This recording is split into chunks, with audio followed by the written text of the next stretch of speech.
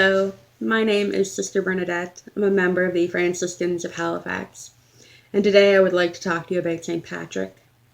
Before we delve into his life, however, I have a little question for you, a little quiz. So we know St. Patrick is the patron of Ireland. What other country shares him as patron? So what other country besides Ireland has St. Patrick as their patron? So take some time, think about it, and I'll let you know the answer at the end of this video. Alright, so although associated with and patron of Ireland, Patrick was not Irish to begin with. He was actually born in Britain. He was a Roman Briton and a very good Catholic. His father, as we know, was a deacon. However, Patrick was taken as plunder in a raid and brought to Ireland to serve as a slave, which he did for over 6 years of his life, tending the sheep. It was then that Patrick started to discover the beauty of this wild and new land and its people. Ireland at that time was mainly governed by the pagan Celtic religions. Catholicism did not have a firm grasp there at all. But it was there in the rolling fields of green and the silence that Patrick truly opened his heart to the love of God and embraced his Catholic faith. After some time there, about 6 years, with a little help from divine providence through a dream, Patrick was able to escape and return home to his native Britain. Happy to be home he was. He was one night, however, had a dream where he heard the voice of the people of Ireland calling out to him, asking him to come back and serve them. When Patrick awoke from the dream, he knew that it was a call from God to go and serve the people and to bring Christ to them. Patrick eventually became a priest and was ordained a bishop.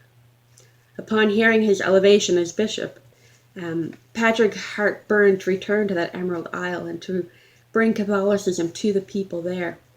Although he knew it would be a difficult and harsh road, with many trials and possibly attempts on his life, Patrick's heart burned for the people of Ireland, and burned to return to that land, because it was there where he first truly encountered Christ.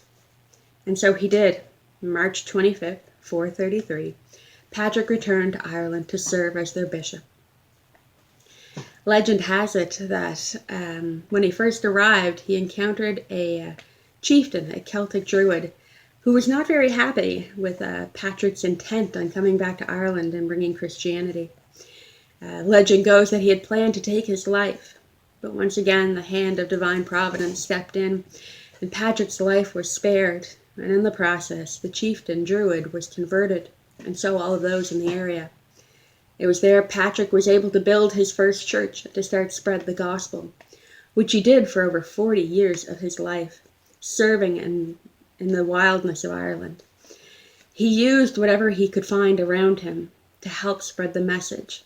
The people were not very educated, and so Patrick used the nature around him, which at first brought him closer to Christ, to teach those. One of the most famous references we have, of course, is the shamrock, to explain the Trinity, the three in one. Patrick converted many, but also suffered many trials.